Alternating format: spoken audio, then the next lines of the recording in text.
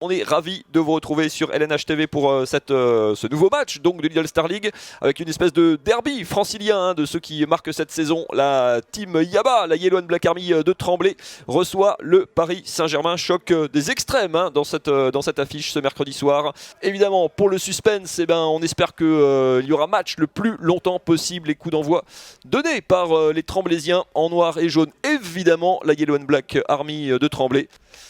Avec un nouvel échec au tir pour Siakam, la relance très rapide, le jeu très rapide des Parisiens. Annonay qui n'a pas pu se saisir de ce ballon. Lui qui a tout connu bien sûr sous les couleurs parisiennes. Avant même l'arrivée des Qataris avec la descente en D2, la remontée et les premiers titres.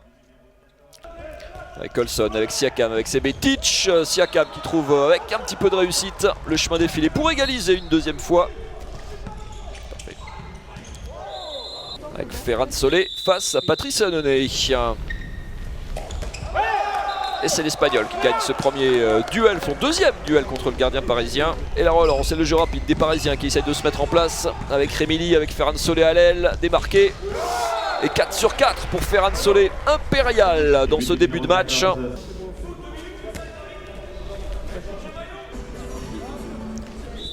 Auteur d'un but déjà dans le jeu et d'un deuxième sur penalty face à Patrice Annonay.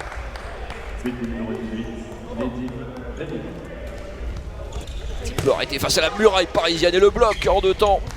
La bonne défense des Parisiens pour trouver une solution très rapide devant pour l'inévitable Ferran Solé. 7 sur 7 pour lui dans le jeu, 8 buts déjà, 8 buts après 22 minutes de jeu pour Ferran Solé qui règne sur l'aile droite et sur le scoring parisien. Qui a du mal à trouver de la vitesse, même si là le bras de Nedim Rémilly fait merveille et permet aux Parisiens de reprendre l'avantage. Olson, 10 secondes à jouer, Portela la solution à l'aile et la faute de Keita. Portela qui circole et en première intention qui égalise, il reste 7 secondes à Paris pour basculer en tête à la pause. Non, Christophe n'a pas changé grand chose, côté Gonzalez avec une balle perdue par les Parisiens et en cage vide. Cette deuxième mi-temps, pardon. Rémilly qui choisit d'y aller tout seul et qui ne trop pas donné. Paris à nouveau, 6 dans le jeu. Et la belle réalisation d'Olson. Olson justement, il suffit d'en parler pour trouver enfin Etienne Beau qui est sur une situation de jeu à l'aile. Et Tremblay repasse devant.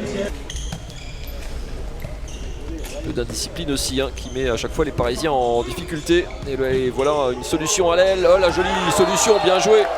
Olson, espèce de 1-2 conclu par le Suédois. Pour les jaunes et noirs de Seine-Saint-Denis, Elohim Prandi, Rémilly toujours qui joue quasiment l'intégralité du match.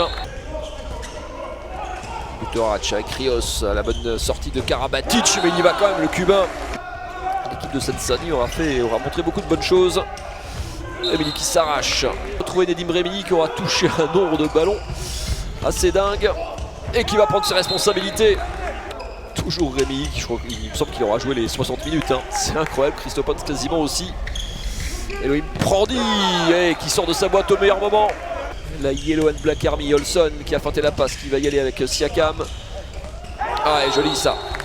C'est bien fait. Est-ce que ça suffira? Peut-être pas.